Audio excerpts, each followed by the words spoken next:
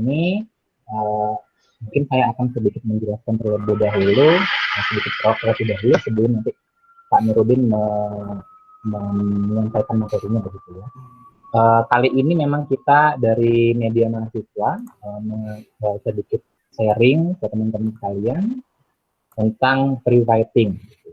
Kalau misal dari tulisannya itu, dari judul yang kita buat itu free writing, nulis aja dulu.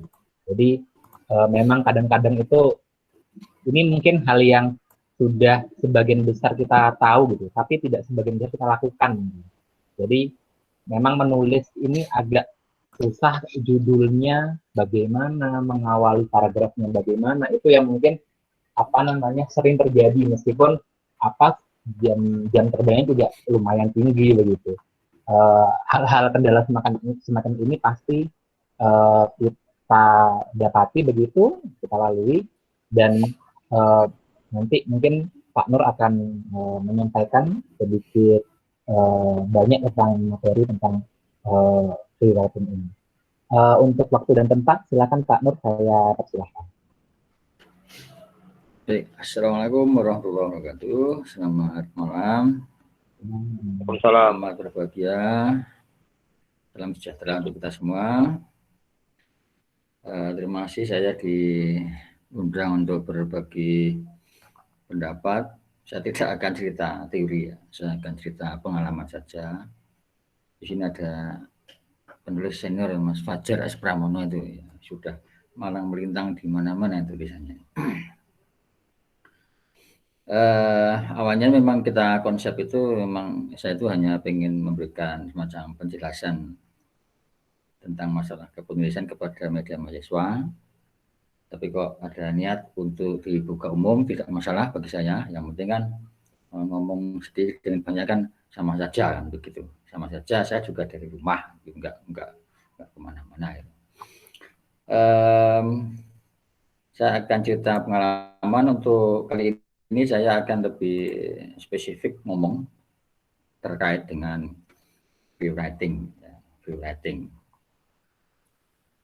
Karena kalau berkaitan dengan masalah hal yang sifatnya kaku-kaku itu sudah mungkin sebagai dosen sudah terbiasa, maka saya mencoba untuk memberikan semacam sedikit pemantik saja. Jadi saya tidak memberikan kiat, tapi saya memantik saja. Siapa tahu dari diskusi kita kali ini, teman-teman dalam forum ini bisa terpantik juga untuk menulis free writing. Bentar saya akan tampilkan PowerPoint saya. Kelihatan ya Jalil ya?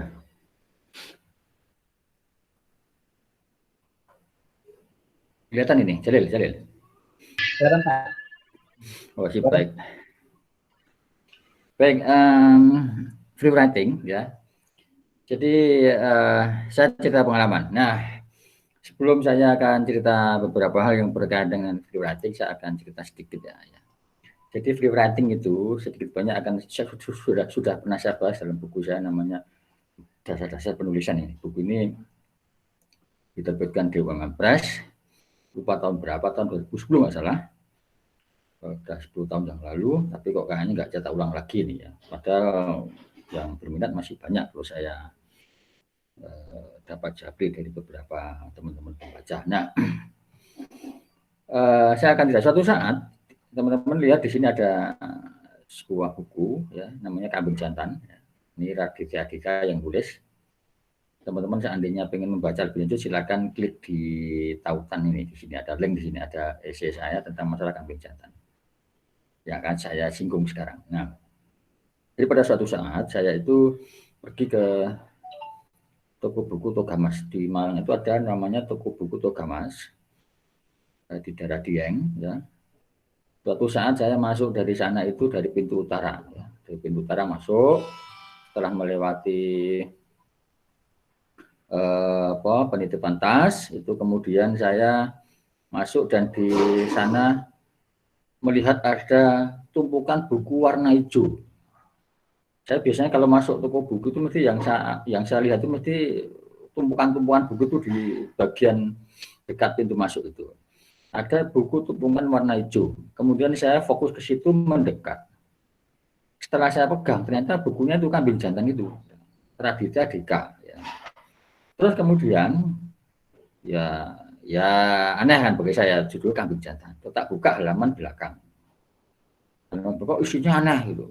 Aneh menurut sudut pandang saya loh ya, maksudnya gitu ya. Menurut sudut pandang saya tak baca aneh dengan bahasa gaul ya. Dengan bahasanya Raditya Dika itu ya. Di belakang itu cerita masalah jerawat ternyata. Waduh, nggak menarik bagi saya.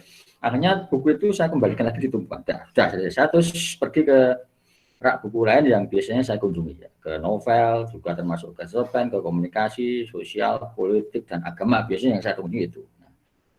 Nah, terus kemudian saya pulang. 1,5 bulan kemudian, saya datang ke sana. Datang sana, lewat pintu utara lagi, saya parkir di situ, kemudian masuk. Oh, masih ada buku tumpukan warna hijau itu. Wah, ini buku ini jangan-jangan apa nggak laku sengaja dijejak-jejakan ini. Saya punya pikiran agak sedikit negatif. Oh, penerbit ini macam-macam nih gitu. Saya buka di sana. Terus saya ke sana, tak pegang lagi. Tapi saya tidak hanya sekedar memegang, tapi saya membuka sampul halaman kedua yang isinya identitas buku itu tak buka itu. Ternyata buku itu sudah cetak ulang ke-23 ya. Ke-23. Wah, saya punya pikir, wah ini bukunya memang buku bestseller ini, buku laku keras ini gitu. Saya bayangan saya waktu itu. Akhirnya saya beli, tidak akan saya buka buku itu. Akhirnya saya beli. Saya tidak akan buka, langsung tak bawa pulang ke rumah. Jadi saya terus meneruskan perjalanan di rak-rak yang lain, kemudian saya pulang ke rumah. Nah, pulang ke rumah itu langsung saya buka. Ya. Langsung saya buka sekilas saja. Ternyata bukunya memang bahasanya bahasa aneh itu. Ini buku saya itu yang saya beli Kambing Jantan itu. Nggak pernah saya tamat baca itu. Nah, dari antusias saya itu, kemudian ada sesuatu yang saya pikir bahwa buku Kambing Jantan ini menurut sudut pandang saya tidak menarik, tapi ternyata laku keras gitu loh. Di pasaran laku keras, bahkan perkembangan selanjutnya Kambing Jantan ini sempat difilmkan juga gitu. Ya, sempat difilmkan juga sehingga yang membuat Raditya Dika ini sampai terkenal dengan buku-buku yang lain, ada Brontosaurus dan sebagainya ya. Semacam itu ya. Nah, jadi yang ingin saya tekankan di sini adalah bahwa setiap buku atau lebih spesifik dikatakan setiap tulisan itu mempunyai pasar pembaca sendiri-sendiri. Itu intinya di situ. Ini di situ ya. Jadi kalau kita itu menulis free writing, satu hal yang harus kita pahami adalah bahwa setiap tulisan itu punya pasar pembaca sendiri. Kenapa ini penting saya tekankan? Karena banyak di antara teman-teman saya itu, teman-teman dosen juga ada mahasiswa yang ketika mau nulis pertama kali itu ragu. Bahkan ada beberapa dosen yang punya beberapa tulisan, tapi hanya dia simpen di folder saja. Kemudian pernah juga saya katakan bahwa setiap tulisan itu punya pasar pembaca gitu. Ini contoh kasus di situ. Nah, terus kemudian cerita lagi. Nah, penting ini karena memang saya kan tukang memprovokasi. Suatu saat saya nulis buku saya yang keempat. Buku saya yang keempat itu. Ada teman dosen yang mengkritik buku saya itu. Pak Nurdin ini kalau nulis buku kok nggak pernah ada teorinya. Begitu, buku saya yang keempat. Terus jawaban saya diplomatis. Memang saya tidak menguasai teori, tidak banyak berteori dan jarang baca buku teori. Bisa saya ini, begitu saya itu. Tapi dalam hati kecil saya, omongan itu enggak akan saya gubris, tak buang. Pokoknya saya tetap menulis begitu. Akhirnya sampailah saya sekarang alhamdulillah mempunyai buku ke-21. Ya kalau pada waktu itu saya memperhatikan dan bingung atau mencamkan dan saya masukkan dalam pikiran saya tentang perkataan teman saya itu, maka mungkin saya akan berhenti pada buku saya yang keempat. Yang keempat, saya yakin itu. Tapi kadang saya nyahkan itu. Nah, pokoknya saya nulis saja gitu loh. Nah, kemudian beberapa saat kemudian ketemulah saya Kambing Jantan. Ini cerita ya, cerita bahwa setiap tulisan itu mempunyai pasar pembaca sendiri, ya gitu ya. Wah, kadang tulisannya nggak berkualitas ya sudah. Ya nggak apa-apa ya, punya pasar sendiri kok. Tulisannya kambing jantan ini kualitasnya apa menurut saya itu? Sudut pandang saya loh, maksud sebagai seorang akademisi loh, nggak ada. Tapi ternyata begitu laku keras. Punya pasar pembaca sendiri. Pinter di situ. Ya. Kemudian ada dua gaya tulisannya. Kalau kita bedakan secara serampangan atau secara kasar, ada tulisan formal, tulisan bebas. Tulisan formal itu yang biasa saya alami kalau saya di dunia perkampusan. Tulisan bebas adalah tulisan yang mungkin akan saya pantik di sini. Bahwa teman-teman sudah punya pengalaman banyak, saya yakin itu ya. Apa tulisan formal? Tulisan formal ya formal ya, sebagaimana kalau gambar yang di samping itu mungkin banyak yang kenal gambarnya siapa itu. Itu kan pakaian formal itu. Itulah pakaian formal itu. Pakaian formal, kasih kupu-kupu, ada pakai jas, ya, pakai sepatu ya, sepatu pantofel itu resmi itu. Nggak mungkin orang mengatakan itu adalah suasana yang tidak formal. Ya, kalau tulisan formal, saya hanya singgung sedikit saja nih, hanya untuk membandingkan saja tulisan yang bebas ya. Formatnya bagus. Ya, kita ambil contoh langsung ini ya, skripsi, laporan tugas sekolah, proposal mencari dana, buku ilmiah, dan tulisan substansi jenis. Artinya ada sistematika tertentu, ada aturan tertentu yang ketat, yang memang harus dipatuhi, kalau tidak maka itu dianggap salah. Ya, karena punya tolok ukur tertentu, tulisan formal itu, formatnya bagus, ada sistematikanya, ya. Kalau skripsi harus ada latar belakang, ya, ada rumus masalah, ada tujuan, manfaat, dan sebagainya. Nggak bisa dibalik-balik, harus kesimpulan dulu, nggak bisa loh, kesimpulan dulu atau tiru dulu nggak bisa. Itu ada filosofinya, kenapa harus latar belakang dulu itu ya. Itu kemudian penempatan titik koma ini dalam kalimat ya kaku, harus SPO SPOK begitu ya, SPO SPOK. Ini kebalikan dengan tulisan bebas, ini nggak memperhatikan itu ya. SPO SPOK itu hal yang baku dan biasanya ada dalam tulisan-tulisan formal. Pemilihan suku kata jelas ya, referensi ketat, sangat ketat. Bahkan kalau dalam tugas-tugas di kampus itu, ya, kayak proposal itu kan ada referensi, ada yang dosen ngomong referensi harus sekian puluh gitu, ada juga yang begitu. Ada dosen yang saya pernah mendengar saat uji skripsi itu bilang kalau pokoknya jangan pakai buku ini, itu buku agak lama. Saya yang bantin, memangnya dosen itu bisa buat buku tak gitu kan? Memangnya buat buku itu gampang loh. Soalnya buku ya punya kemanfaatan sendiri-sendiri kok gitu. Kadang begitu saya tak batetok tapi ya. Tapi ya tak sadar katakan sama mahasiswa yang lain nih, nggak usah itu memang buku itu gampang tuh, komentar aja gampang. Kebutuhan teknis lain, ini ya mungkin ada halaman tanda tangan, ya, pengesahan, mungkin nanti ada pengesahan pembimbing, pengesahan sudah habis ujian dan sebagainya, termasuk teknis lain ada sampul, antar fakultasnya sampulnya beda-beda warnanya. Kalau ada sampulnya, ada yang biru bengur, ada biru biasa, ada hijau, ada macam-macam, merah, macam-macam. Ini kan masalah teknis. Itulah tulisan yang sifatnya formal, mengikuti aturan baku kepenulisan yang sudah digariskan dan menjadi kesepakatan umum, itu aja ya. Apa bisa berubah? Nanti kalau disepakati umum berubah, ya berubah. Kemudian, nah sekarang tulisan bebas. Tulisan bebas ini sebenarnya yang pernah mengenalkan adalah Peter Elbow, ya. Dari Universitas Massachusetts. Dalam buku saya yang dasar penulisan itu, saya mengutip dari, saya lupa karangnya siapa itu, memang disebutkan Peter Elbow itu ya, academic writing. Saya mengutipnya dari buku itu yang saya dapatkan di perpustakaan IAIF di Bali dulu tahun 2000-an awal. Tidak ada aturan baku, vis a vis gaya formal. Vis a vis itu bertolak belakang ya. Tidak ada aturan baku ya. Jadi jangan protes saya, ini tulisannya kok jelek gini. Lah ini gaya bebas kok gitu. Gaya bebas itu bebas. Kalau renang ya nggak usah pakai gaya kupu-kupu, gaya punggung, gaya katak, gaya batu, bebas pokoknya gitu. Pokoknya bisa berenang gitu aja. Saya nggak pernah punya gaya. Saya hanya Saya itu karena orang desa ya, anak desa, kemudian belajar berenang ya hanya di sungai kampung rumah tuh bening waktu itu, nggak kayak sekarang. Sekarang kotor ya, bening, hanya nyemplung di situ, belajar lama-lama bisa. Kalau hanya sekedar renang bisa saya, tapi jangan tanyakan saya tentang gaya, saya nggak bisa.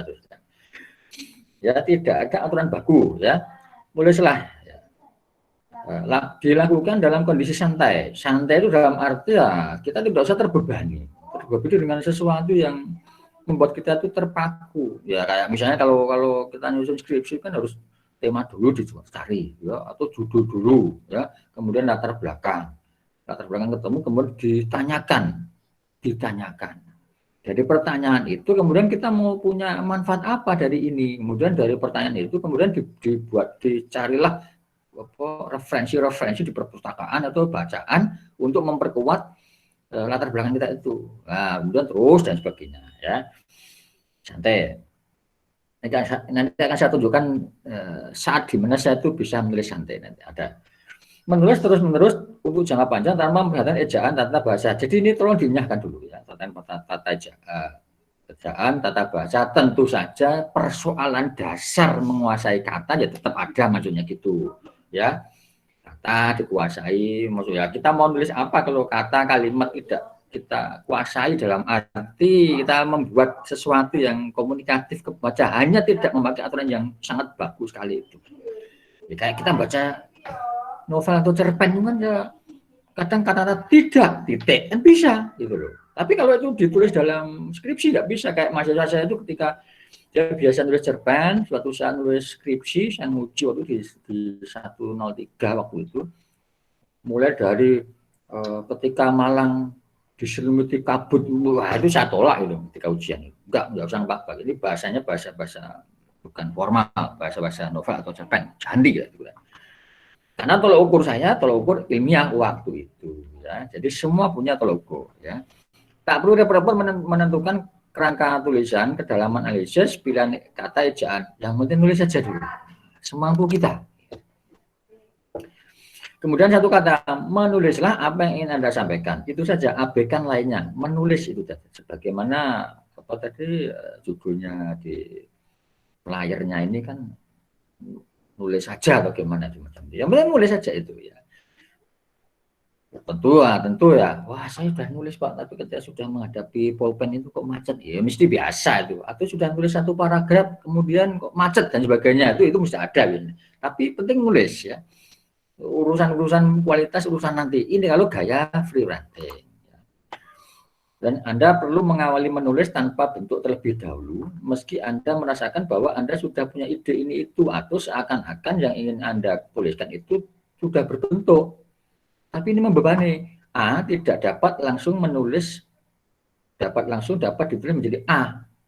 Ketika Anda menuliskannya, Anda harus bersedia menerima bahwa yang Anda tulis pertama kali itu jangan-jangan malah X, H atau J. Artinya sudah kita pikirkan sesuatu menulis X, sudah punya sistematika tertentu, ternyata kan di pertengahan jalan itu berubah. Itu nanti saya tunjukkan nanti. Ketika saya menulis, judulnya berubah, isinya kadang juga berubah gitu loh. Karena memang free writing bebas gitu loh. Kadang ada setelah kita tulis ternyata ada pengayaan lain dari data-data, kemudian berubah. Gitu. Pokoknya bebaskan tulisan. Oh, kemudian ini sekali lagi free writing ya. Lupakan tata bahasa dulu aja ini ya. Tata bahasa. Tata bahasa dalam arti bukan tata bahasa yang pokok ya. Kalau tata bahasa dalam arti titik koma tetap titik koma tetap pakai. Masuk kalimat nggak pakai titik dan koma. Maksudnya begitu loh. Tata bahasa ini artinya bahwa sesuatu yang berkaitan dengan aturan yang ketat sebagaimana tata bahasa Indonesia, seperti contohnya adalah SPO, SPOK semacam itu gitu loh. Itu tata bahasa ya. Itu dilupakan dulu. Ya kita harus free writing kok. Tolak ukurnya free writing. Kalau bukan kita lepaskan kerangka pikir tolak ukur tentang masalah tulisan yang non free writing itu lupakan dulu. Jangan takut salah. Ini yang penting ya. Jangan takut salah. Saya selalu menekankan kepada mahasiswa saya ketika dia diskusi, ngisi diskusi di kelas, salah atau menulis salah, saya tidak akan salahkan. Ya, saya justru bombong itu ya, puji dia bahwa jangan takut salah. Orang salah itu berarti dia sudah pernah berbuat. Ya itu loh. Kalau orang tidak pernah salah, jangan-jangan dia tidak pernah berbuat apa-apa gitu loh ya. Sama di kelas diam itu ya nggak pernah salah kalau diam itu, tapi kan diam. Tapi kalau orang yang sering ngomong di kelas ya mungkin dia ada sesuatu yang salah yang diomongkan, mengutip teori salah, mengutip data salah, tapi kan dia sudah berbuat. Jadi jangan takut untuk berbuat salah. Jadi kalau saya begitu, ya karena saya cerita begini karena saya kan ya pengalaman ya. Salah itu hal yang biasa bagi saya. Saya pernah nulis di media itu ditolak 20 kali berurutan ya pernah. Tulisan pertama kali saya di Modern Jawa Post tahun 91, habis itu ditolak 20 kali berurutan 20 kali. Jadi kalau hanya ada orang ngomong 5 kali, sudah tak anggap kecil kalau saya itu. Kemudian habis itu ditolak lagi 16 kali saya. 16 kali ditolak. Ya. Baru demand yang ke 17. Itu saya punya datanya, tak simpen untuk kenang-kenangan. Ya. Tak tunjukkan pada anak-anak saya bahwa bapaknya itu pernah gagal banyak kali itu. Bagi laki-laki ya loh, tolak orang cewek itu takut tuh saya bukan kambing jantan gitu ya, kambing betina lah gitu kalau bahasanya tadi ya. Terus bebaskan imajinasi. Imajinasi itu dalam arti bahwa apa yang kita tulis ya. Tentu saja imajinasi ini tidak bebas sebebas-bebasnya ya. Kalau kita tuh mau nulis masalah misalnya tentang masalah demonstrasi mahasiswa, tentu kan banyak tentang masalah demonstrasi, enggak karena imajinasi terus nulis masalah masalah banjir, masalah gunung meletus ya enggak. Ya tetap bebaskan imajinasi itu dalam arti fokus ke masalah demonstrasi itu. Seandainya kita menulis masalah demonstrasi, yang jelas satu hal yang penting adalah bahwa tulisan itu bukan bak sampah yang semua harus masuk. Dan ini masih dialami oleh mahasiswa saya ketika mengerjakan skripsi. Ada banyak referensi yang dia kuasai, masukkan semua di situ. Masuk. Berbagai macam paradigma masuk di situ. Saya bilang, skripsi ini bukan bak sampah. Bak sampah aja pintar, kok ada sampah basah, ada sampah kering. Bahkan sekarang dipisah-pisah, ada yang sampah organik, anorganik, ada macam-macam, ada 3 atau 4 kotak biasanya itu di situ. Ada kertas dan macam-macam itu. Itu ada bak sampah. Jadi kalau kalian misalnya barangkali suatu saat itu pergi ke gedung kemana ada bak sampah, ingatlah tulisan itu. Tulisan itu bukan bak sampah. Semua harus masuk. Mentang-mentang dia habis baca buku X, buku filsafat apa, semua dimasukkan. Kalau nggak berkaitan ya nggak usah. Kemudian buatlah seolah-olah sedang bercakap-cakap. Nah, ini penting. Jadi seolah-olah kita sedang bercakap-cakap. Jadi saya punya pengalaman bahwa tulisan saya kalau saya tulis essay itu bahasanya kayak bahasa orang bercakap-cakap itu. Kayak saya menghadapi orang yang tak ajak bercakap-cakap. Itulah kenapa saya itu kalau membuat tulisan kadang atau 2 buku saya yang berjudul Ilmu Komunikasi Ilmiah dan Populer dengan perkembangan teknologi komunikasi itu, saya tulis keduanya itu di warung kopi. Kenapa di warung kopi? Karena di warung kopi itu saya langsung melihat sasaran pembaca saya namanya mahasiswa itu. Saya diingatkan, kamu kalau buat kata-kata, bahasa, kalimat, dan sebagainya tidak usah jelimet-jelimet terlalu ilmiah. Itu loh sasaranmu, mahasiswa semester 1 gitu loh. Itu kan penting. Jadi ngopi jangan hanya sekedar main kartu, tak jebret-jebret, main kartu, terus malah mabuk, misalnya repot itu. Ya kita pakai untuk kegiatan yang positif. Artinya barang kopi juga bermanfaat ternyata kan begitu ya. Itu salah satu contoh kasus. Sampai saya punya kenangan di kafe Gapuro, sampingnya WM Bookstore itu ya, sampingnya WM itu sampai terbakar. Susah sering nulisnya di problem ilmu komunikasi dan populer itu di situ saya. Di situ nulisnya sampai terbakar. Itu salah satu contoh kenapa saya itu berusaha untuk memaksa diri harus ke sana, karena yang saya hadapi adalah sasaran saya. Karena kalau saya di rumah atau di ruangan sering kali saya lupa. Ada banyak informasi yang saya baca tak masukkan semua. Itu membuat saya lupa. Maka dengan adanya kita pergi ke tempat publik semacam warkop, saya diingatkan itu loh sasaran pembaca. Kan seorang komunikator yang baik itu komunikator yang memperhatikan siapa audiensnya, kan begitu. Kalau yang audiensnya adalah anak TK yang mulai dari nyanyi dulu, lalu yang dihadapi mahasiswa ya begini, SMA begitu, SMP begitu dan sebagainya. Kan itu kan kita tergantung. Kalau sama orang tua ya harus jangan pakai bahasa-bahasa yang ilmiah, misalnya kan begitu. Contoh kasus di situ. Nah, jadi bercakap-cakap. Ini saya punya pengalaman gini. Ya. Saya membuat buku pernah.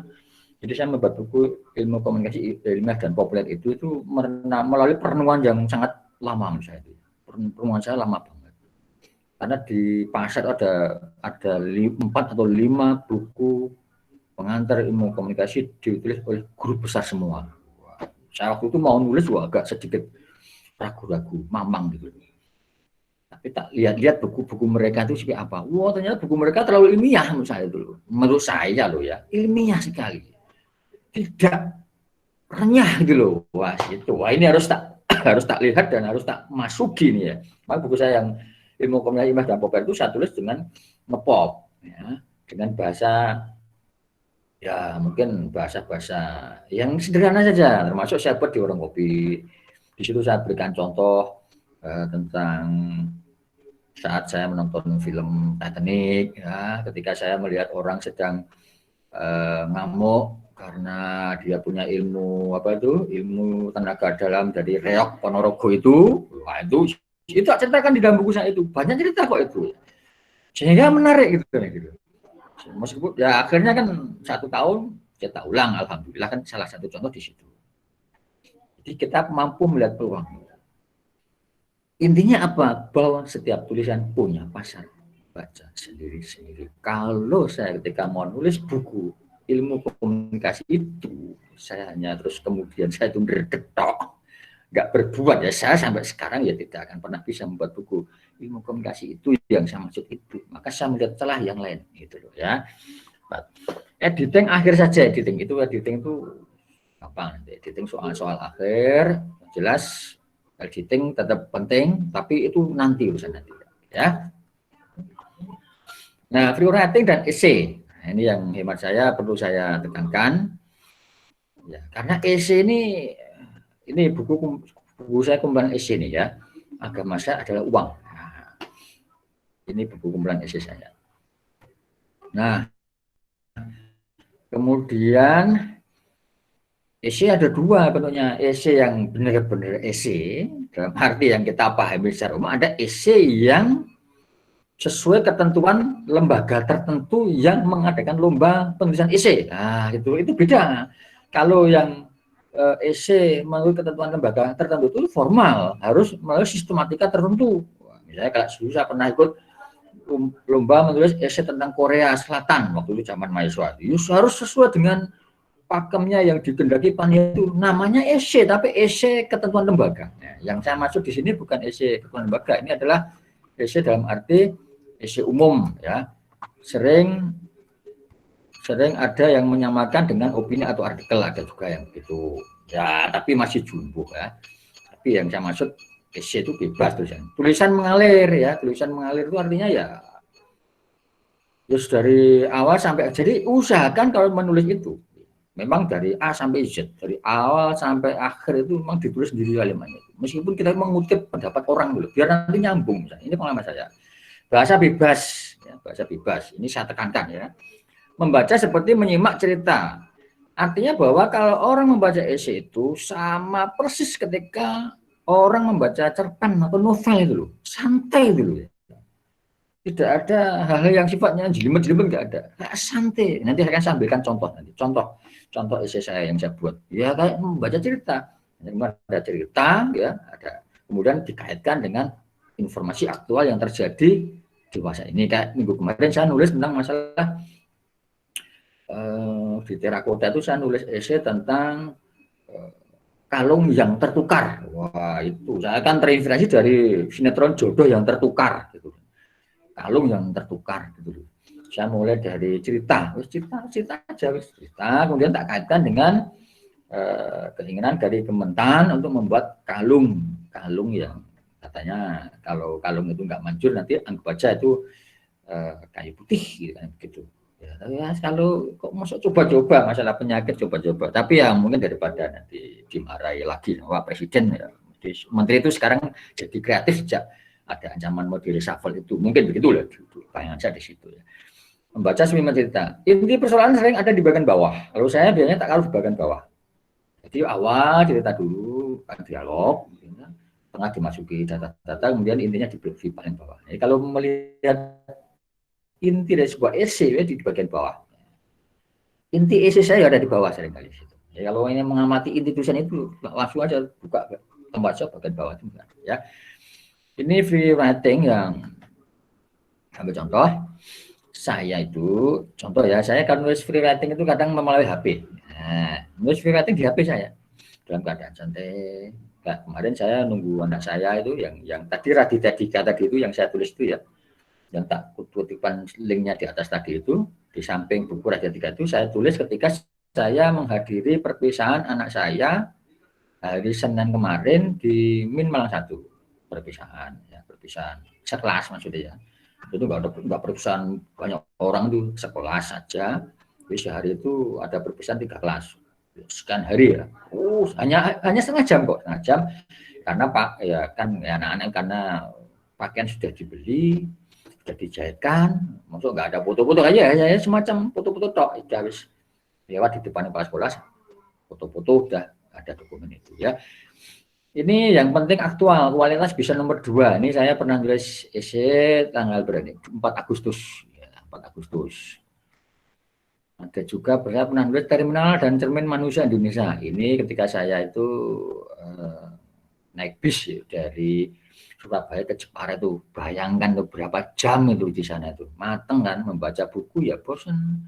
Akhirnya saya nulis di handphone itu. Tentu saya harus siap sedia power bank lah, nanti kalau habis lah harus tak cas, tak nulis lagi itu.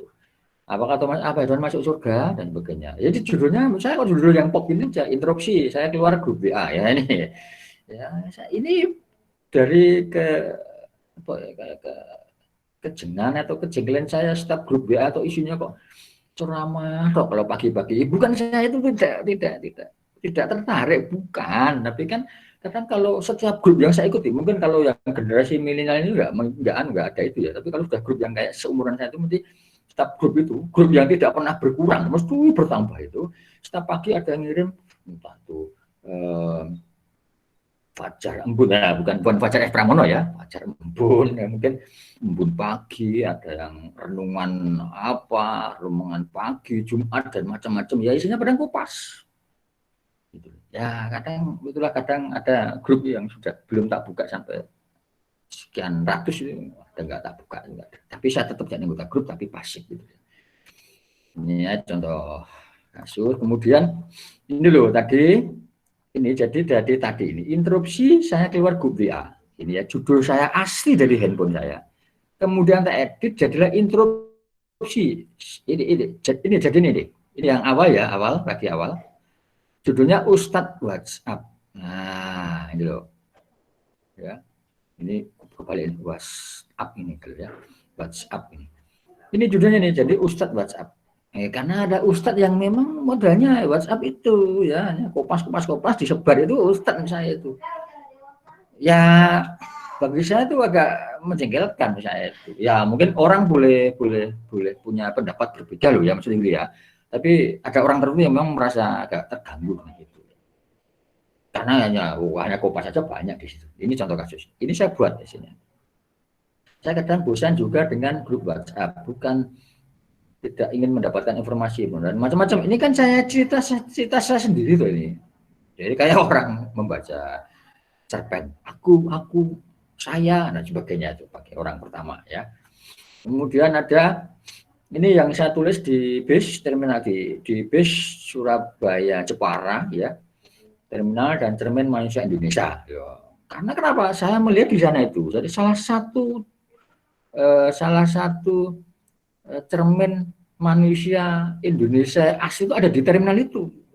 Karena saya menyimpulkan itu ya, tidak sabaran, ya kan, rebutan, terus buang sampah sembarangan, pokoknya kadang yang jelek-jelek lah gitu kadang. Ya mungkin hal yang baik nggak usah diceritakan, yang jelek gitu ya. rebutan penumpang itu sering marah dan macam-macam itu kan.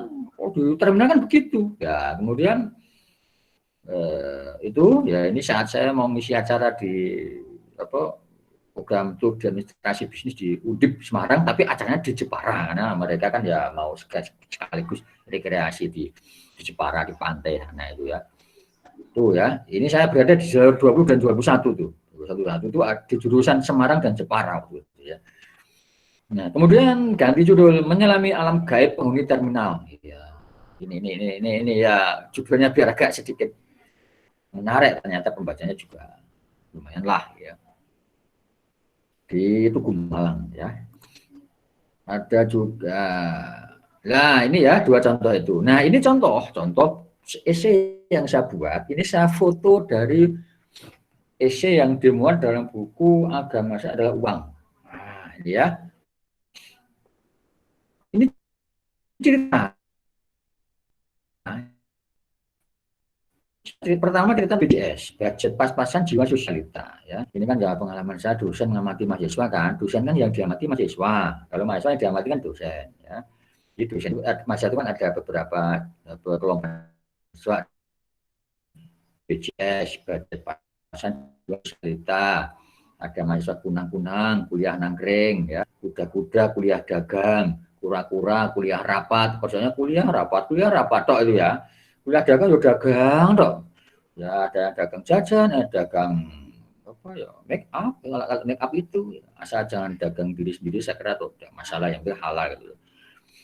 Ini cerita soal BPJS. Dalam dunia kampus, BPJS biasanya berarti budget pas-pasan jiwa sosialita. Ya, jiwanya agak sosialita, pakaiannya mentereng, tapi di rumah makannya sambal atau mie, terus misalnya gitu. Kan irit itu, untuk yang penting kan penampilan. Mungkin loh ya. Terus kemudian, Tuhan, hari masih panjang, mengapa tergesa-gesa di tengah hujan badai? Ini saya kutip judul kalimat yang pernah dikatakan oleh seorang pendekar namanya Hajar Karangpandan ketika dia membawa bendi Mataram. Waktu itu dalam keadaan hujan lebat, dia tergesa-gesa. Ada orang namanya Wayan Swage dan Made Tantra dalam rumah itu, rumah Bali, memanggil, Tuhan, hari masih panjang, mengapa tergesa-gesa di tengah hujan badai? Gitu. Makanya Hajar Karangpandan itu makanya dikasih makanan, kemudian keluarga itu menyembelih ayam karena memperingati pelantikan Raja Sapa di Jogja gitu loh. Ini saya kutip sekian halaman dari cerita tentang Wayan Swage dan Made Tantra dalam bukunya namanya Bendi Mataram. Nah, ini saya ceritakan ketika saya menyoroti banyak orang yang tergesa-gesa ketika kita habis pemilu Pilpres itu sudah dimunculkan calon-calon tahun 2024 macam-macam waktu itu. Ini kok kayak kurang pekerjaan ya. Tapi ya mungkin karena kalau nggak gitu mungkin mereka nggak dapat pekerjaan, nggak dapat penghasilan, kan begitu loh ya. Dimunculkan akhirnya saya buat essay free writing seperti ini. Ya. Oh ya, tentang free writing tetap memakai ini loh ya, apa kalimat-kalimatnya aturan baku dalam arti susunan kalimat ya harus pakai tanda petik dan koma tadi kak, tetap maksudnya tetap pakai dalam arti sewajarnya dan sesuai aturan. Pada negeri Jiwasraya kami ini juga saya menyoroti ketika Jiwasraya itu keponta-ponta dan ya begitu, makanya terus dananya diselewengkan dan macam-macam. Makanya saya habis mendengarkan sebuah siaran berita zaman dulu ya. Ingat pagi di YouTube itu habis nyetel radio zaman dulu ada namanya radio zaman dulu. Kalau habis siaran berita mesti didengarkan lagu Padamu Negeri. Nah, Padamu Negeri Jiwasraya kami. Nah, gitu lah. Padamu Negeri jiwa raga kami kan aslinya, tapi Jiwasraya kami dia biar menarik lah gitu. Ini ada yang memprotes ini. Judul ini dianggap saya itu ya kayak menghina gitu. Enggak apa-apa wes. Ya haters itu biasa. Haters itu kan jamu membuat kita itu bisa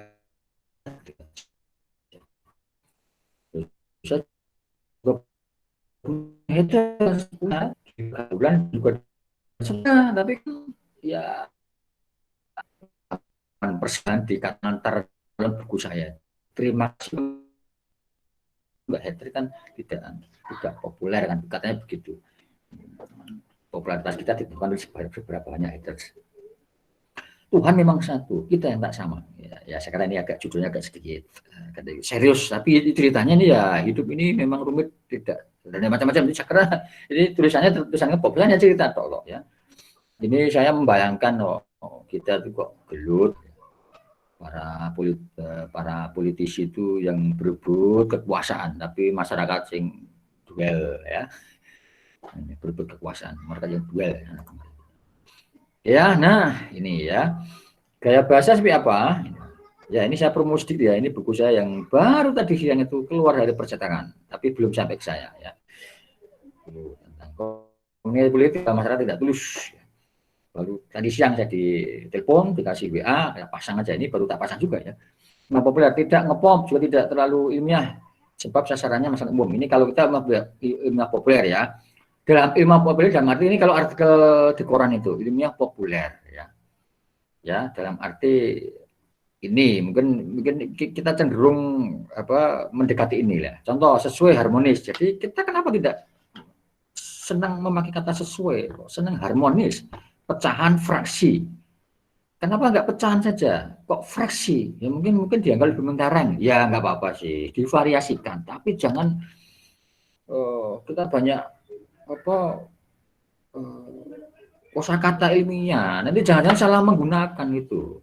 Mau nyaunya mau menceritakan seorang reporter televisi menyiarkan demonstrasi, disemprot gas air mata, mau mengatakan iritasi pada mata, keliru, ereksi pada mata, kan jadi masalah itu pada akhirnya. Mau disiarkan televisi gitu. Kalau tulisan yang disimpan di folder sendiri, file sendiri nggak masalah ya. Karena eksentrik, kiasan, analogi, ya bolehlah divariasikan lah. Saya tidak boleh melarang, tapi saya anjurkan tidak usah terlalu bahasa ilmiah. Kenapa? Karena sasaran pembaca adalah masyarakat umum, ya, bukan masyarakat tertentu. Beda dengan jurnal lah. Kita analogi, kita bayangkan kayak jurnal, bedakan dengan jurnal. Ya. Konsesi, ya, izin, ya, batasan, definisi, pertentangan, kontradiksi, contoh kasus ya. Ini beberapa contoh. Nah, ini kata perangke ini penting ini, kata perangke. Silakan pakai kata perangke. Kata perangke ini yang merangkaikan antar kalimat. Ya, ini penting untuk penulisan esai free writing, penting ini. Karena tidak memperhatikan SPOK itu ya. Akibatnya ya. Karena itu maka dari itu oleh sebab itu dengan demikian pertentangan akan tetapi bagaimana juga meskipun begitu tepat berdekatan dengan itu tujuan agar untuk guna macam-macam ini ya, ini hanya pedoman, bisa tidaknya ya tergantung jam terbang kita masing-masing ya, kalau kayak saya ini kalau udah nulis di depan laptop membuat kata mesti setelah kata itu akan ada apa mesti. Nah, kalau misalnya saya nulis tentang sesuatu yang berakibat, nanti saya akan mulai dari akibatnya. Ini otomatis ya, Ya itu tujuan waktu baru ini Presiden Jokowi mengunjungi, misalnya begitu kan boleh. Contoh ya, semua ada contoh itu. Nulis yang baik itu nulis yang ada banyak contoh, harusnya begitu. Nulis buku yang baik itu harus ada contoh banyak. Menyatakan akibat hasil tenaga kerja di Pulau Jawa, Bali, Madura, dan Lombok kelebihan, sedangkan di pulau-pulau lain kekurangan. Oleh karena itu, kan, ini kan akibat toh, sebagian tenaga kerja dari ke-40 tersebut dipindahkan. Ini kalimat yang ya semi free writing lah gitu. Ini hanya contoh, saya kata punya contohnya ini ya. Sebagian tenaga kerja di kedua pulau tersebut dipindahkan ke pulau lain yang kurang kerja. Demikian akan terjadi pemerataan dengan kerja di Indonesia. Pertambahan, deterjen tidak hanya cocok dipakai untuk mencuci bahan yang kasar, tapi cocok untuk mencuci bahan yang halus, untuk mencuci perabot dapur. Lagi pula, perabot yang dicuci dengan bubuk deterjen ini warna tidak pudar. Kok gampang bang? Kok saya susah ya kalau membuat ya. Nah, itu soal kebiasaan ya, soal jam terbang. Kalau kita itu baru belajar bersepeda, tidak usah naik sepeda dengan dituntun lari terus mencolok ke atas, nggak usah ya, santai saja dulu. Suatu saat akan bisa seperti itu. Itu aja. Terima kasih. Itu yang bisa saya berikan. Ini sebagai pemantik diskusi ya, yang barangkali teman-teman juga punya pengalaman. Dipersilakan. Yang jelas menulis itu butuh keberanian. Keberanian banyak hal. Keberanian untuk disalahkan ya, termasuk keberanian untuk salah dan keberanian untuk diejek orang lain. Karena apa? Tidak semua teman-teman kita, kolega kita yang ada di sekitar kita itu menyukai kalau kita menjadi seorang penulis. Sekian. Assalamualaikum warahmatullahi wabarakatuh. Waalaikumsalam warahmatullahi wabarakatuh.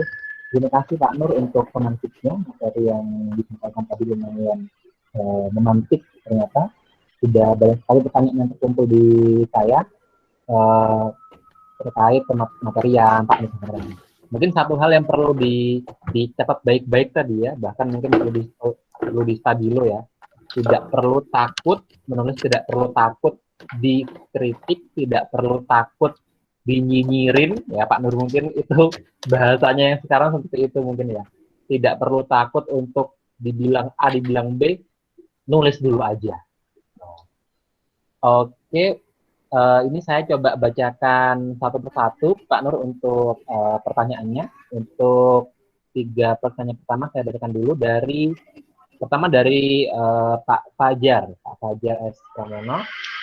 Tertarik soal buku Raditya Dika, salah satu key performance indikator komersial kesuksesan penerbitan buku adalah banyaknya eksemplar yang terjual.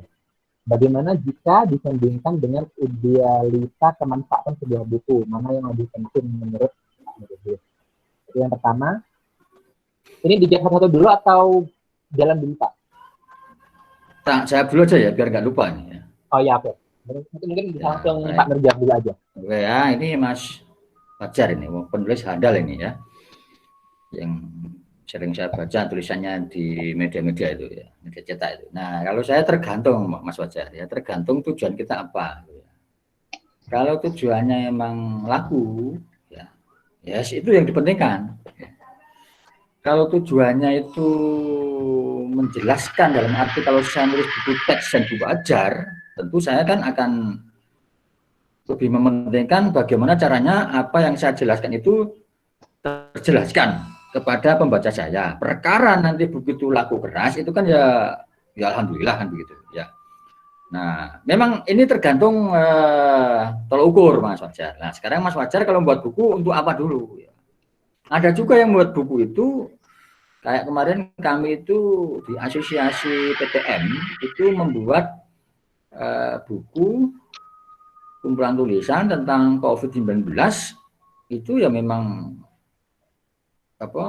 dana pembeliannya itu dipakai untuk disumbangkan ke lazismu waktu itu. Jadi kita nggak kepikiran, yang penting gimana caranya berdasarkan ilmu komunikasi, ada data sesuai aturan, membuat buku, terus kemudian laku sudah disumbangkan sampai sekian belas juta waktu itu, lumayan sekali itu ya. Jadi tergantung macam-macam. Jadi intinya kalau saya kok wajar, nggak usah terlalu risau dengan pilihan itu ya. Kalau Raditya Dika ya memang ya tidak bisa kita samakan dengan buku teks. Saya aja nggak baca bukunya kok, nggak baca bukunya, tapi saya punya bukunya ya. Saya nggak baca bukunya, tapi saya punya. Dan itu bisa tak ceritakan bahwa kalau menulis jangan merasa takut gitu ya. Ini ya. Bagaimana jika disandingkan dengan idealita kemanfaatan buku itu? Ya kemanfaatannya mungkin buku kayak bukunya Raditya itu menghibur gitu ya. Ya punya pasar sendiri gitu ya. Ada orang yang senang nonton sinetron ya kamu punya hiburan. Ada yang mungkin senangnya Upin dan Ipin gitu ya. Dan hiburannya macam-macam itu. Jadi hemat saya tidak usah terlalu terbebani itu. Kalau saya kok begitu, apalagi kalau tema kita sekarang ada free writing, menulis bebas, asal tidak menyangkut masalah sara dan juga aturan hukum yang dilanggar, saya kira jalan saja. Kalau saya, pilihan saya. Terima kasih. Oke, mungkin itu ya Pak Fajar tadi mungkin mudah-mudahan membantu untuk pertanyaannya. Kemudian yang kedua Pak dari Anissa Rizky dari ICA. Terkadang imajinasi dalam menulis tidak sesuai dengan ekspektasi netizen. Jadi ekspektasinya penulis tidak sesuai dengan imajinasi penulis tidak sesuai dengan ekspektasi netizen. Apakah kita harus menulis sesuai dengan pasar yang sedang populer saat ini atau sesuka hati yang menurut kita menarik? Gimana Pak? Oke, ya kita menulis itu tetap punya pilihan. Kita mau apa gitu loh. Jadi jangan kita itu menuruti selera pasar gitu. Selera pasar itu tetap penting diperhatikan. Ya. Tapi jangan semata-mata selera pasar kita itu hanyut gitu loh. Itu salah satu contoh. Maksudnya begini ya. Ya kalau kita nuruti netizen itu tidak ada habisnya. Dan kita tidak akan bisa berbuat. Ya. Maka kita harus punya pilihan. Kalau itu diyakini sebagai sesuatu yang baik dan bermanfaat bagi orang lain, apapun kata netizen, biarkan. Saya kadang ya tak biarkan. Dulu tidak ada kata netizen ya. Waktu saya tulis buku yang keempat itu kan anggap saja netizen teman saya itu. Yang nyinyir buku saya, oh buku dosen kok nggak ada teorinya begitu. Nah kalau saya menuruti omongan dia, loh, saya nggak akan bisa buat buku sampai sekarang ke 21. Nggak mungkin, itu contoh kali di situ. Nah, terus kemudian begini. Saya tuh termasuk cuek dengan komentar-komentar netizen kalau saya itu menulis status di Facebook atau nge-tweet di Twitter komentar. Biarkan aja. Karena hemat saya pernah nulis itu, setiap tulisan itu tidak akan memuaskan semua pihak. Gitu ya. Tidak akan mungkin. Apalagi kalau kita hanya menuruti selera netizen. Netizen itu yang maha kuasa kok sekarang itu netizen itu.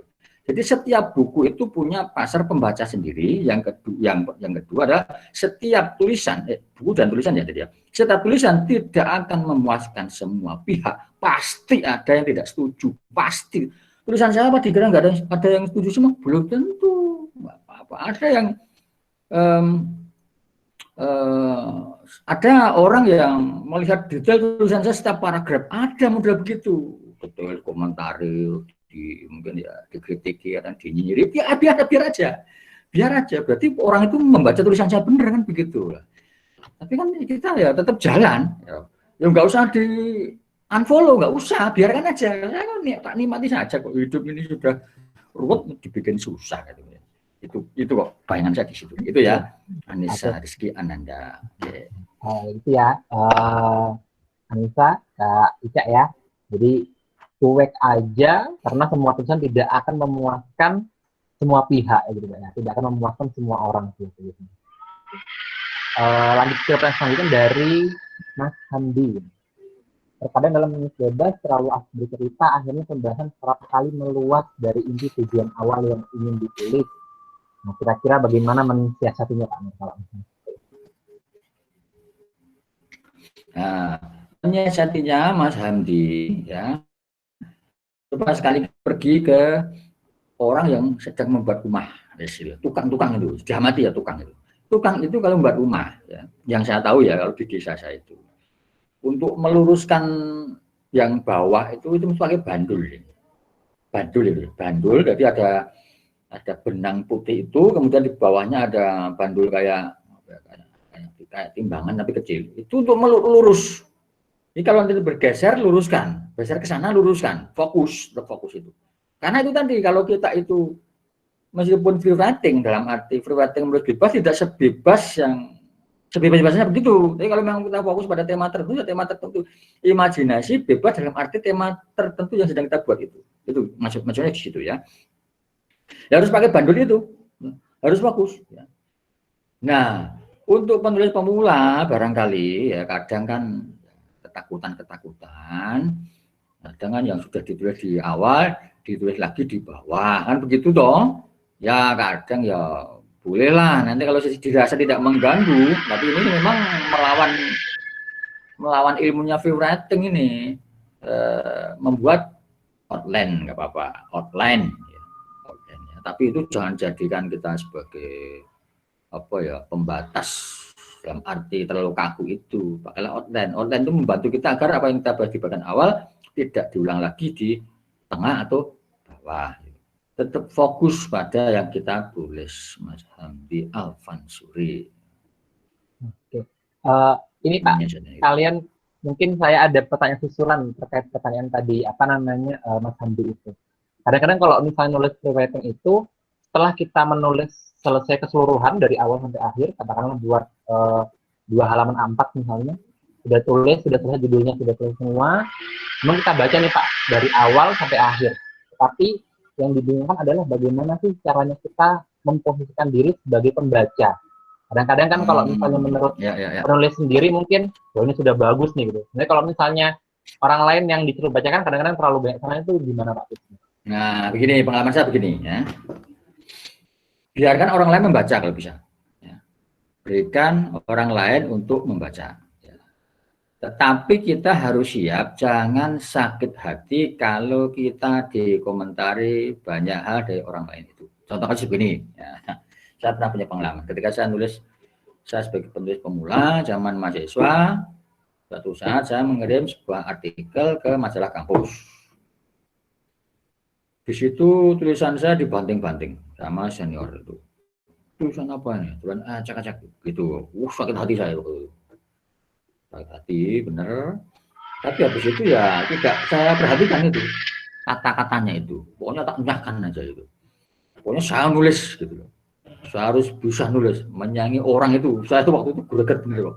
Tak tulis sampai di kertas tempel di ruangan saya itu. Saya harus ingat bahwa saya akan menaklukkan orang itu gitu. Memangkel mas. Memangkel karena sudah tulisan sudah. Saya ketiknya masih ketik manual waktu itu, masih ketik manual, tak tulis tangan di buku bergaris, terus tak ketik pakai manual, cetak itu sudah lemburan, tak kirim ke redaksi. Nah kok dibanting-banting, sakit sekali waktu itu saya. Waktu itu tahu dendam. Makanya saya tuh dari pengalaman itu, saya tuh berusaha untuk tidak gampang menghina orang gitu loh. Karena apa? Ya namanya orang masih belajar kok masuk dihina-hina itu nggak bisa. Ya kalau bisa itu kita hindari. Tapi mungkin cara senior saya itu mendorong saya mungkin dengan cara itu sehingga mungkin jadi saya ikut terprovokasi akhirnya saya bisa gitu. Nah jadi begini biarkan orang lain itu memberikan komentar pada naskah kita tapi keputusan tetap ada di tangan kita ya, itu sama dengan saya jadi ingat pendapatnya Andri Wongso seorang motivator di Indonesia itu biarkan orang lain menghinamu, tapi jangan sekali-kali kamu menghina dirimu sendiri gitu. Menghina diri sendiri misalnya, wah saya kok nggak mampu ya, males. Kok saya nggak bakat. Itu namanya kita menghina diri sendiri tuh. Kalau teman diri Wong Sono dimarah itu ya Lil. Ya oke. Terima kasih Pak Nur tadi tipsnya berarti ya. Memang harus berani harus berani untuk dikasihkan orang lain untuk dibacakan dan kita harus siap untuk menerima komentar dan kritikan dari orang yang membaca itu Pak. Harus siap sakit hati lah. Oke, ini urutan selanjutnya Pak dari Kak Fahrin. Saya sering nulis tulisan di blog dan berbagai media tulisan lainnya. Yang saya adalah ketika sudah yang mungkin ini yang susah mungkin. Sudah mendapatkan suatu ide lalu mencoba menuangkan dalam tulisan. Pertama nulis judulnya, pas masuk di awal kalimat tiba-tiba lari jauh dari topiknya. Nah ini tadi mungkin sama pertanyaannya kayak Kak Hamdi. Jadi tetap harus fokus. Sebenarnya kalau buat outline itu tetap masih diperlukan nggak sih Pak kalau free writing dengan apa? Kadang-kadang judulnya apa, nanti setelah di akhir pembahasannya beda jauh dari judulnya gitu Pak. Ya baik. Outline itu kalau free writing memang nggak dibutuhkan karena itu membatasi. Tapi kan ya tidak terus serta-merta ditolak mentah-mentah. Kalau memang free writing itu membantu untuk bisa menguraikan, kenapa tidak? Tapi jangan terus terbatasi. Namanya free writing, ya. Terus masalah judul tadi coba tak ingat tak lihatkan contoh punya saya itu tadi yang tadi saya share tadi itu. Saya share ini. Coba lihat ya. Ini yang saya contohkan tadi itu. Nah, judul judul saya dari awal interupsi saya keluar dari grup WA itu jadi Ustadz WhatsApp ini, kan nggak masalah. Judul awal saya nulis ini, temanya ini, interupsi. Saya keluar dari, intinya bahwa saya tuh kok punya keinginan keluar dari grup WhatsApp gitu loh. Itu intinya di situ, judulnya mau tak tulis interupsi, saya keluar dari WhatsApp gitu loh. Kemudian tak pertimbangkan dengan berbagai macam pertimbangan, maka keluarlah judul Ustadz WhatsApp ini. Jadi kalau judul aja berubah nggak masalah. Kalau perlu nulis itu, kalau termasuk free writing itu, nulislah terlebih dahulu. Persoalan judul itu belakangan. Jangan sampai kita tuh terpaku pada judul. Kita nggak nulis-nulis, repot sekali itu namanya. Jadi kita tulis saja secara bebas dulu, tulis bebas dulu. Nanti judul belakangan. Judul aja belum tentu langsung kita temukan. Saya kemarin siang itu nunggu anak saya itu di kafe Robuka di Ijen. Itu kan saya nunggu anak saya tuh ada acara temennya itu. Saya ke Amsterdam gitu ya, biar nggak ganggu anak saya itu Amsterdam. Saya mau buat judul buku. Saya mempunyai judul 7 gitu.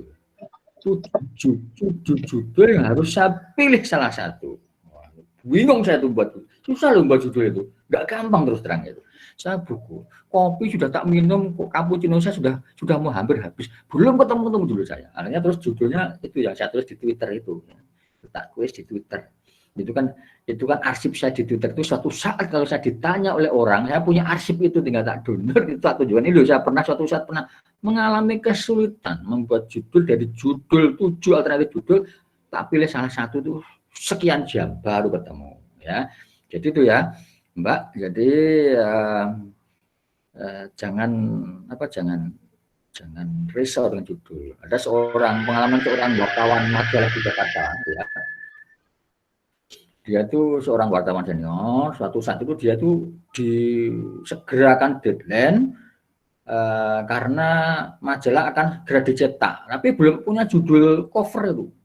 Jadi waktu itu cover itu membahas tentang masalah Garuda. Garuda itu kan pengelolaannya tidak baik, akhirnya kok merugi gitu loh.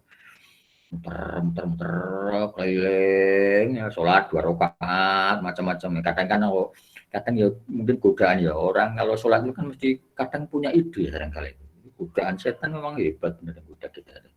Ide kadang muncul kita di kamar mandi gitu, sedang nongkrong itu seringkali muncul karena dia dalam keadaan lepas, tenang gitu loh, ikhlas gitu loh. Itulah kalau orang ikhlas itu idenya muncul banyak ya, ikhlas, tidak kemerungsung, itu malah justru kalau orang senang rokok itu kan seringkali kan justru banyak ide karena dengan merokok barangkali yang senang merokok sih ya itu tenang, karena judul muncul. Nah itu yang tadi, yang contoh tadi, yang wartawan tadi ya. Yang wartawan tadi kemudian sholat, kemudian baca sebuah surat, ya. Surat yang namanya juga setan ya, juga itu keluar, dia punya judul cover di majalah, judulnya adalah sesungguhnya Garuda selalu merugi. Mungkin habis baca surat Inna atau yang Utara atau surat apa yang Inna sesungguhnya gitu loh, mungkin begitu. Akhirnya keluar judul itu. Ya kan ada banyak sumber inspirasi loh. Sholat ya sumber inspirasi gitu kadang begitu. Ini contoh kasus kalau sekaliber wartawan senior majalah di Jakarta itu aja seperti itu, apalagi kayak kita yang mungkin masih sedang menggeluti dunia menulis. Tentu kesulitannya mungkin akan lebih besar gitu. Terima kasih.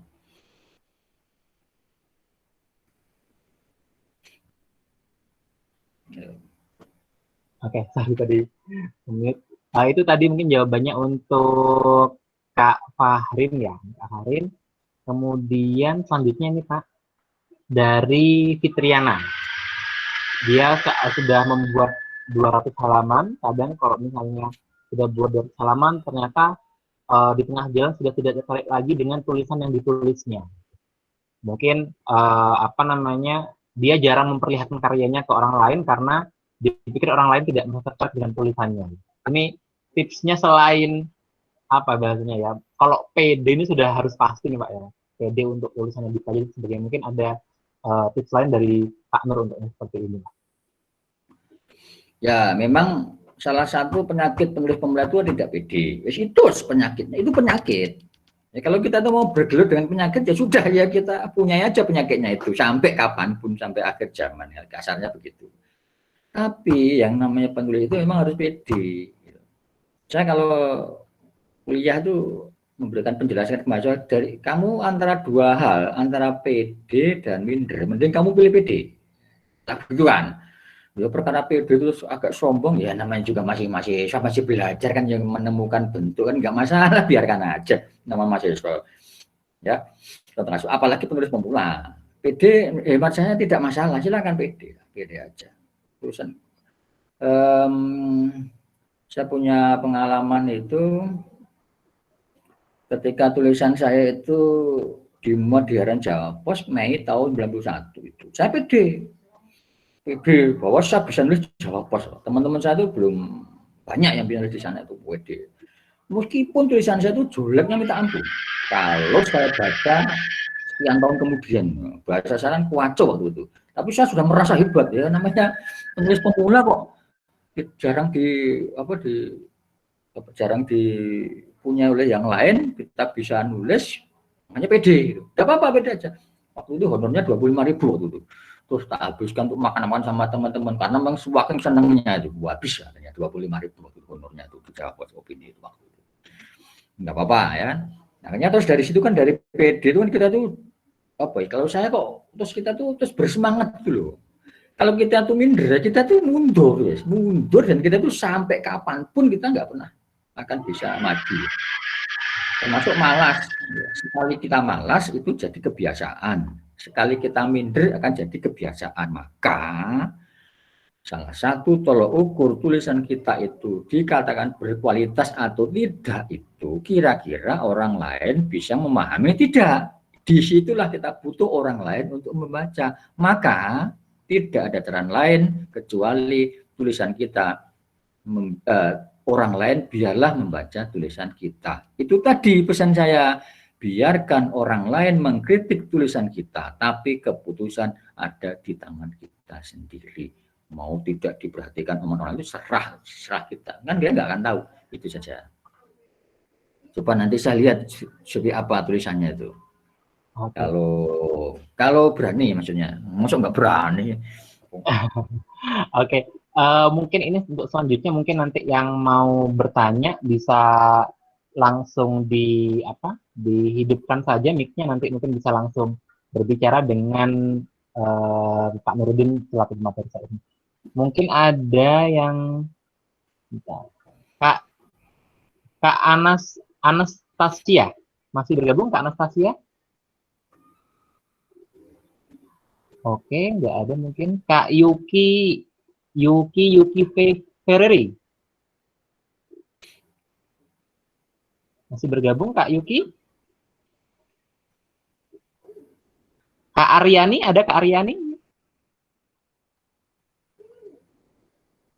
Oke, mungkin ini saya bacakan dulu. Tadi ada dua penanya, Pak Nur, yang mungkin sudah saya catat pertanyaannya dari Rahmawati Hasanah.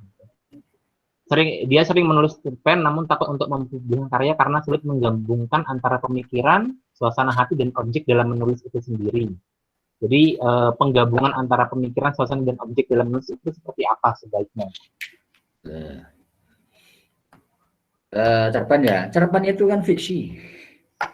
Jadi jangan takut kalau tidak ada data atau dikatakan ilusi atau hanya berhayal. Jangan takut karena cerpen itu adalah ranah fiksi, termasuk novel, termasuk dan macam-macam itu. Beda ya. Itu ranahnya di situ. Saya pernah membuat nanti kalau ada waktu tak munculkan perbedaannya antara ilmiah, semi ilmiah, non ilmiah ya.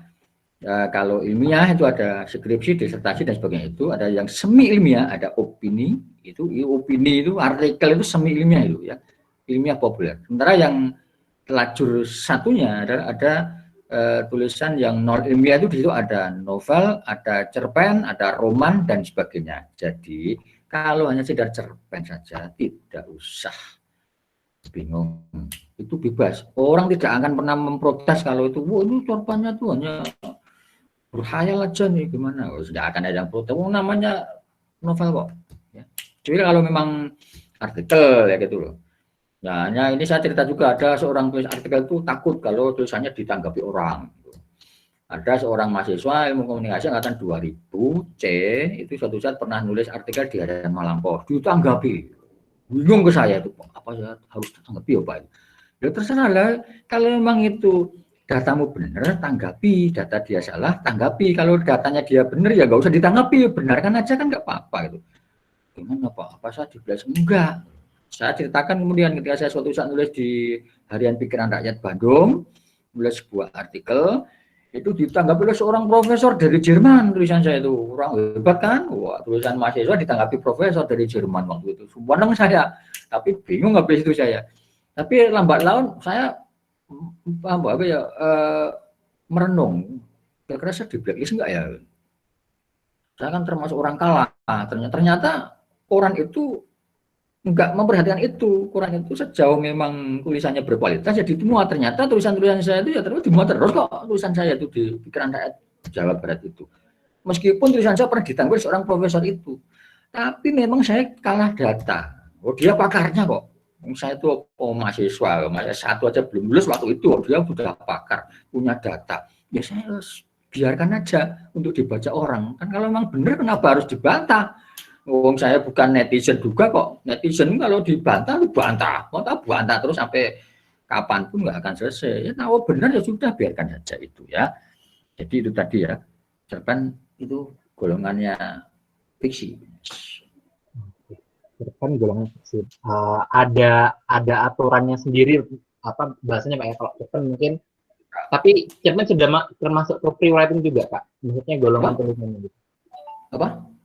Kalau cerpen tulisannya sudah juga termasuk ke apa namanya free writing gitu nggak apa model-model begitu Pak?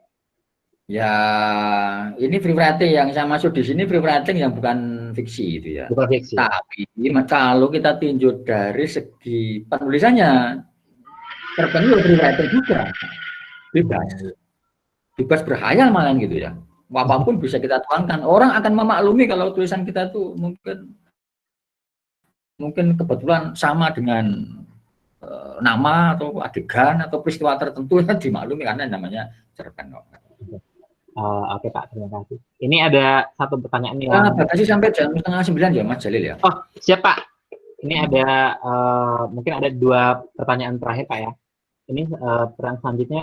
Kalau menulis FB, situs di FB ini lancar banget nih Pak. Lancar bisa mengalir.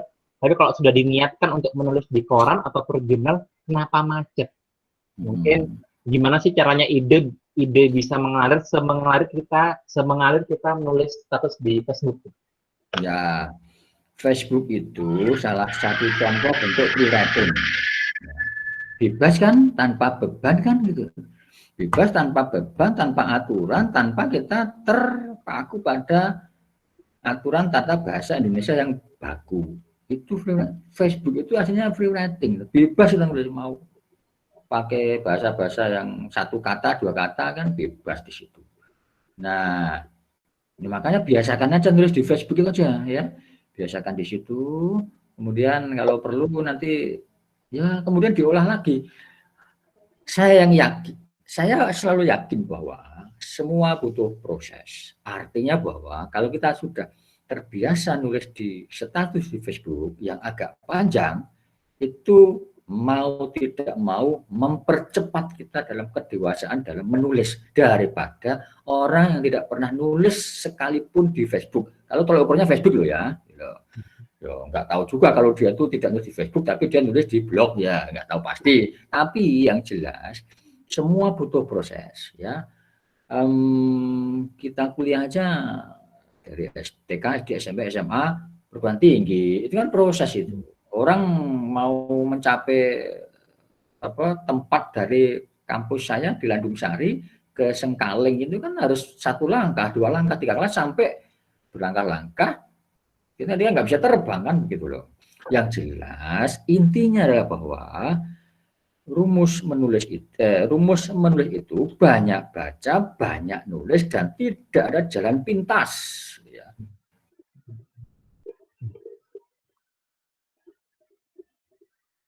Oke.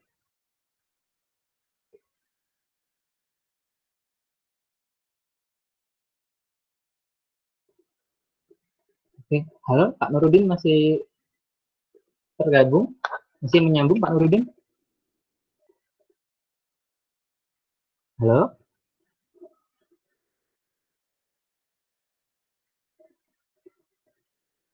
Oke, mungkin ini ada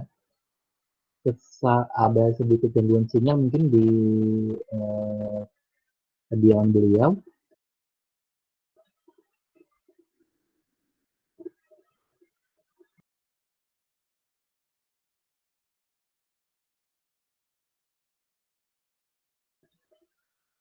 Pak Nurudin bisa masih bergabung?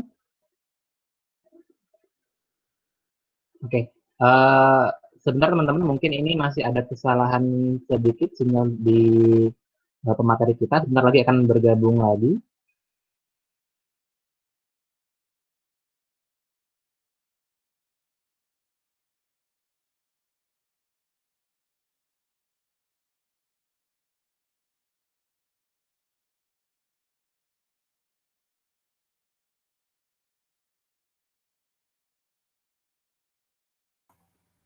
Halo? Dalil? Oke, halo. Baru Pak tadi terputus. Enggak, ini tadi kayaknya wifi saya kayak error ini tadi. Wah. Oke Pak Nur, tadi menanggapi dari jawabannya Pak Nurudin. Saya masuk lagi tadi. Oke. Menanggapi dari jawabannya Pak Nurudin tadi, pre-writing ya sebagaimana kita menulis di FB gitu Pak ya. Atau mungkin bahkan nulis statusnya di FB saja, nanti status di FB dibuka mungkin gitu Pak ya. Cara lebih simpel. Ya, saya ulangi tadi kayaknya belum terjelaskan. Jadi yang jelas ada beberapa kunci menulis ya. Belum saya jelaskan tadi ya? Belum Pak. Ya, nulis banyak baca, banyak nulis, dan tidak ada jalan pintas. Jadi ya, banyak baca, banyak nulis, dan tidak ada jalan pintas. Ya, banyak baca itu penting. Ya. Banyak orang mengatakan buku adalah jendela dunia. Itu tak. Tapi kunci jendela itu yang membaca itu. Ya, kuncinya itu membaca itu. Ya, kalau hanya kita punya jendela buku kami nggak pernah dibaca sama saja. Nah, banyak baca, banyak nulis itu akan membuat kita lebih prigel dalam menulis. Semakin kita banyak menulis, semakin kita salah, maka kita akan semakin terdewasakan. Yang ketiga adalah menulis itu tidak ada jalan pintas karena nulis itu bukan sesuatu yang diwariskan. Maka kalau kita ketemu dengan beberapa penulis yang dianggap yang sudah terbiasa nulis, maka selalu jawabannya sama dengan saya, bahwa menulis itu bukan jalan pintas. Jadi teman-teman di sini kalau terbiasa dengan instan, ya, karena mungkin makanya instan, ya, gitu, dan maka lupakan menulis daripada susah-susah, nanti pusing, nanti darah-darah kuman, mending lupakan dulu. Tapi kalau misalnya mau nulis, itu tadi kuncinya banyak baca, banyak nulis, dan tidak ada jalan pintas. Terima kasih. Oke. Oke, terima kasih Pak Nurudin. Ini ada satu pertanyaan terakhir, sekalian closing statement bisa Pak ya? Boleh. Oke. Ya. Terakhir ini tadi Pak Nurudin bercerita sering sekali ditolak oleh media, bahkan sampai puluhan kali begitu. Bisa Bapak ceritakan hasil refleksi dan evaluasi seperti apa yang Bapak dapatkan sehingga artikel atau tulisan Bapak yang ditolak oleh media tersebut kemudian bisa dipublish di media tersebut begitu. Nah, ini ya. Jadi mungkin menjawab sekaligus closing statement Pak. Boleh ya. Jadi memang nggak tahu, kadang saya kalau mikir sekarang kok kayak orang gendeng dulu waktu saya itu ya. Jadi saya itu pertama kan nulis di Harian Japos, di Muat. Ya. Waktu itu saya menulis tentang masalah peran ganda wanita. Saya mengamati dari keluarga saya, tetangga, dan juga cerita dari beberapa orang tentang peran ganda wanita itu. Cerita dulu ya. Ketika nulis, itu saya macet. Setelah sekian paragraf saya macet. Akhirnya saya pergi ke perpustakaan, saya mendapatkan buku karangannya Kartini Kartono. Bukunya tentang masalah psikologi wanita. Ya. Terus kemudian ada buku lagi warna kuning, lupa saya apa, tak baca itu. Dan itu menjadi referensi saya menulis itu. Akhirnya saya post Jumat. Bukan berarti tulisan saya waktu itu berkualitas, bukan. Mungkin saja waktu itu tulisan saya pas dengan selera redaksi atau pas ada momen tema aktual tentang masalah peran ganda wanita. Itu loh yang harus dicamkan bahwa belum tentu tulisan di media itu berkualitas sebagaimana tolong kita selama ini. Nah, terus kemudian habis itu saya nulis lagi, semangat lah namanya dimuat kan semangat. Sebagaimana mahasiswa saya itu ya. Mahasiswa saya itu sekarang semester ini ngajar 3 kelas, UASnya itu nulis di media ya. Jadi kalau sekelas itu 50, jadi akan ada tulisan 150 tulisan mahasiswa itu ya. Saya tidak akan batasi, mereka boleh nulis di media cetak atau di media online atau sekedar blog, tapi minimal dia menulis. Setelah tak tanya investigasi, ternyata ketika dia nulis pertama nulis dimuat itu jadi bergairah itu loh, menggebu-gebu pengen nulis lagi. Mungkin sama dengan yang saya rasakan dulu itu, nulis terus saya terus nulis ngetik pakai ketik man, jadi taktik konsep di buku tulis, tak ketik pakai ketik man, cetok gitu ya, kemudian tak fotokopi ya untuk arsip saya. Kemudian tak tempeli perangko 150 ya karena 150 waktu itu perangkonya 150 kemudian tak kirim. Nah, jadi saya tuh ngirim perangko itu 300. Yang Pak pakai ngirim, satunya tak tempel di kertas itu untuk pengembalian. Waktu itu koran yang tidak membutuhkan perangko kayak Kompas, Pikiran Rakyat itu nggak membutuhkan, dia meskipun tidak dikasih perangko dikembalikan. Ya, mungkin sudah sama-sama kaya orang itu. 20 kali ditolak saya itu. 20 kali ditolak. Ini enggak hanya bayangkan loh kalau saya ngomong, bayang pun loh gitu ya. Karena sudah kayak orang gendeng itu. Nulis terus apa? Nulis terus gitu toh. Enggak tahu saya waktu itu saya kerasukan apa saya enggak tahu pas itu. Terus kemudian tulisan saya yang ke-21 itu tak kirim ke namanya Mingguan Simponi Jakarta. Tabloid mingguan. Isinya adalah togel, ramalan-ramalan itu, teka-teki dan macam lembaran bergambar dan macam. Tapi honornya tinggi waktu itu, ukuran mahasiswa 25.000. Menurut saya dengan Japos hampir sama kan ya itu, 25.000 ukuran mahasiswa waktu itu. Untuk makan itu wah sudah berlimpah. Kos-kosan aja saya itu waktu itu 12.000. Ini honornya 25.000, wah sudah separuh lebih gitu. Ini contoh ya yang pernah saya yang alaminya. Kemudian dimuat. Wah bersemangat saya, terpacu semangat. Meskipun ditolak sudah 20 kali itu. Terus habis itu ditolak lagi 16 kali, baru dimuat tulisan yang ke-17 itu. Habis itu ya terus. Kalau sekarang saya itu sudah nulis dimuat di media 700 ya sekarang ya. Yang ditolak itu 3 sampai 5 kali lebih banyak dari itu. Jadi jangan bayangkan tulisan saya yang di 700 itu yang ditolak itu hanya 1.000. Enggak, 5 kali dari 7. 7 kali 5 berarti berapa? 33.500 saya sudah membuat tulisan. Katakanlah pukul rata semacam itu. Sudah membuat tulisan yang dimuat cuma 700. Kalau ada orang ngomong hanya dimuat ditolak 5 kali, saya kecil bagi saya itu ya. Saya nggak sombong enggak, tapi saya tugasnya kan yang memprovokasi ya. Nah, jadi itu ya Mas Jalil yang bisa saya sampaikan. Closing statement, wah ini agak berat juga nih closing statement ya. Nah, saya itu selalu punya moto ya, publikasikan atau menyingkirlah gitu loh. Itu contoh kasus itu ya. Nah kalau kita itu tidak mau publikasi ya kita menyingkir sejak awal daripada kepikiran gitu aja. Kepikiran kita mending publikasikan, termasuk ketika saya memberikan penugasan mahasiswa sekarang semester 4 itu untuk nulis di koran itu apa ya niat saya untuk publikasi biar mereka senang ya daripada dikumpulkan ke dosen sama dosen mungkin disimpan dan belum tentu dibaca, kan dipublikasikan bisa dibaca banyak orang dan prodi juga punya manfaat terpromosikan. Itu saja ya, terima kasih. Oke. Saya Terima tunggu. kasih Pak Nur untuk waktunya yang sudah diluangkan malam ini untuk sharing masalah free writing ke teman-teman semuanya, ke media mahasiswa juga pada khususnya begitu. Untuk semua peserta mungkin ini adalah ujung dari acara kita pada malam hari ini. Terima kasih semuanya sudah bergabung dan sudah menyimak dari penjelasannya dari Pak Nurudin. Nanti untuk hadiah yang tadi sudah kita sempat janjikan akan kami umumkan di grup WhatsApp free writing gitu ya. Wah, hadiahnya apa, Lil?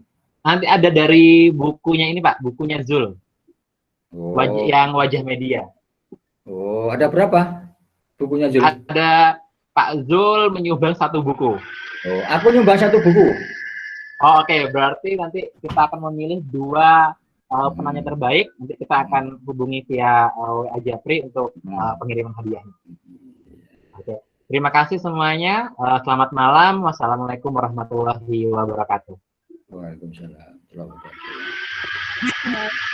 warahmatullahi wabarakatuh.